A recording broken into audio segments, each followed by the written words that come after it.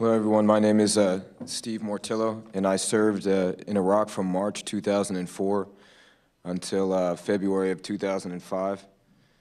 I'd like to share my story with everyone here today, and I'd like to start by thanking the veterans who've come out to support us here. It's meant a lot to see so many vets show up and really take care of their own. My troop was awarded the Draper Award for best troop in the division, in the 1st Infantry Division. And that came as no surprise to me at the time.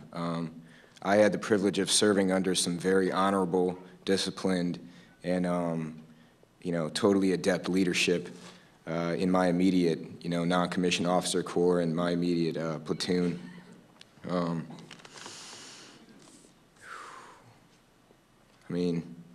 They're some of the most squared away and honorable people I think I'll ever meet in my life, and I'll never forget, the camaraderie that was shared and the tough times we all went through together. I remember before we left for Iraq, standing in formation, and my commander at the time came forward and said, I want everyone to take a moment, and I want you to look to your left and look to your right. And I'm not going to be able to say that everyone that you see to your left and your right will come back, but we're not going to leave anyone behind. At the time, it wasn't very real to me. I kind of looked around the platoon and I said, if there's a group of guys that could make it back, without taking casualties, this would be the one. Yeah, I was wrong. I remember we got there, all our vehicles were pretty much in working order. We had spent some time into the maintenance of those, and we started running our missions in Iraq, doing what's called presence patrols through Ad-Daluya. And I guess we would be putting some considerable wear and tear on our Bradley fighting vehicles that we rolled in. Around April, the violence in my area started picking up. When we got there, we had experienced a time of relatively little contact. There wasn't too much going on. People were still in that phase, of wondering what we were doing there and trying to, see how it was going to manifest itself, the occupation. As soon as the violence started picking up, we started getting mortared. It was pretty regular. We started taking fire from RPGs, IEDs, and it's stressful. You're in a situation where you're rolling down the road, and at any time, the ground beneath you can just totally disintegrate, and you could find yourself, dead or worse, wounded. I started noticing that there was some shortages in some of our equipment, especially track. Now, track is the equivalent of, I guess, what tires would be on a car. It's metal track that's linked together with rubber padding that's designed to, cut down on the wear and tear on paved surfaces. We were receiving shortages, and it was putting a lot of wear on our tracks. And eventually, one night, one of the tracks in my platoon broke, and the vehicle flipped on its side. And luckily, no one was hurt. Amazingly, no one was hurt. That's 32 tons rolling over. It can do a lot of damage. And, it kind of came as a surprise to me to see shortages and things when you see, the contractors on your base. They would show up, oftentimes in the morning, hungover, getting paid 4 times the amount as you, and you're out there, experiencing shortages in some key equipment. And, I don't think that there's much of a doubt where the money's going, because it's not going to the military. And that was really frustrating for me. Was just, for my personal morale at the time, was watching people in safer situations kind of, real gung-ho but never leave the base, and you know, I don't think that I think it's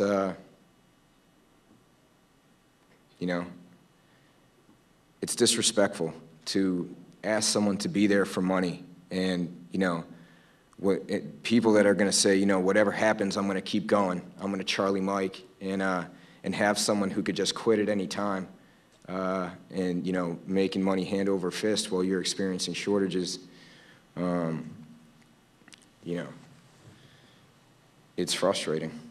And after April, around August time frame, I got my leave to go, or actually around July. I got my leave to go on R&R. I was one of the earlier people to go on R&R, and you know, I went back and I was telling people, you know, back home my story, and when I got back, I'll never forget this. You know, I was in the reception area, and one of my friends pulled me aside and said, you know, while you were on R&R, one of the members of your section, the platoon leader of your platoon, was hit in the face with shrapnel from an IED.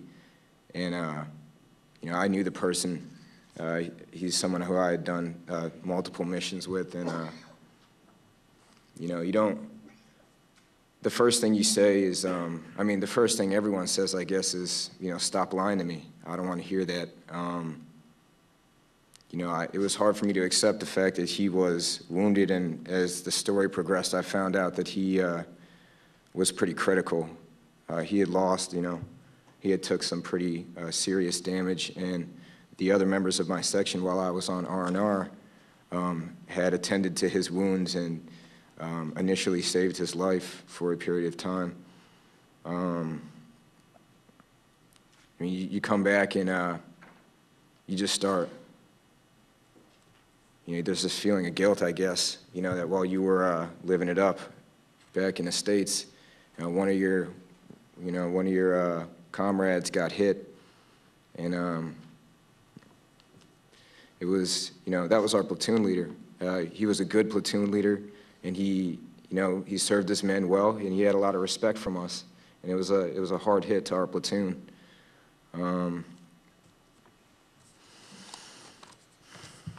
2 weeks after that, or I guess it was 2 or 3 weeks after that, again, I was woken up in the middle of the night to inform me that another member of my section had been killed by an IED.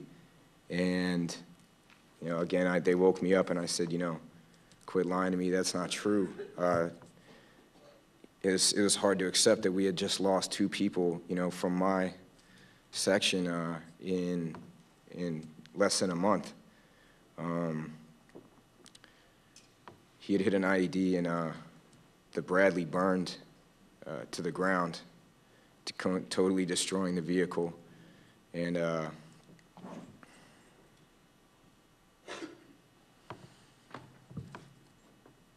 yeah, I mean, it's so, well, casualties started picking up, you know, in that area after that time. The pace of operations started picking up. You know, we started putting a lot more wear and tear on the vehicles. Vehicles started going down. I think at some point there was only like 2 or 3 vehicles from my platoon that was online. We were trying to get them in and out of maintenance as soon as possible, but, you know, when you're doing, you know, 6 hours on and 8 hours off, and in that 8-hour time, you have to pull maintenance on your vehicle, which, depending on the particular damage or wear and tear, can be hours, and then, you know, clean your weapon and go to sleep in that 8-hour time period. You know, you do your best to try to maintain vehicles, you know, but eventually they break after prolonged periods of time. I remember a particular Operation Hallelujah Sunrise. And when we were in Kuwait, we were told not to set patterns, that it was a really bad idea that the enemy would know where you would be the next day, so that they could plan on how to ambush you and how to attack you. And it's very hard to prevent against casualties in situations like that. It's hard to, you know, constantly, at all times, see everything, from up to it and as far away from, 300 meters in a 360-degree radius. So we were ordered to do these static checkpoints, which is the same spot in town over and over again. And, we didn't receive any contact for like 2 or 3 weeks, and then in one day, we received indirect fire, and several people in my troop were wounded in that, including my medic, who was hit in the leg. I remember, after that, some of the operations that were coming out were, they weren't surgical, I'll just put it that way. The intelligence that we were getting oftentimes seemed to be based on just firsthand accounts from one Iraqi. Oftentimes it would turn out to be a dispute, and someone would come to the American forces and tell them, oh, so-and-so, he makes bombs, he does this, he does that, and out comes the cavalry, literally, and knocks this guy's door in. House raids like that were very commonplace, and we would often sweep entire neighborhood areas of people coming up with absolutely nothing. There's no doubt in my mind that looking back on it now, that kind of contributed to the violence in my area and, led to an increase of casualties eventually. The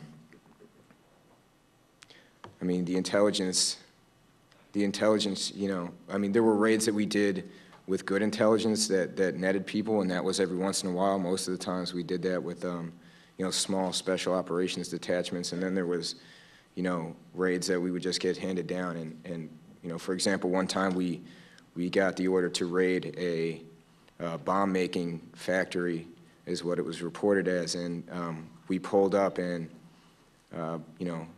I think, you bring several vehicles and helicopters and everything like that. It's pretty intimidating to someone who is experiencing it. And we get in the house, and it's one guy, and the entire building is totally and absolutely empty. And the guy is a painter who's been working on the building, which obviously smells like fresh paint. So, we rarely would get someone, with weapons or with any kind of proof of guilt.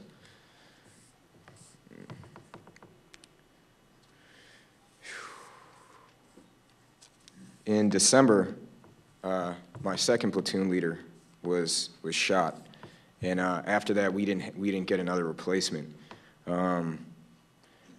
We were sent on a patrol with limited personnel.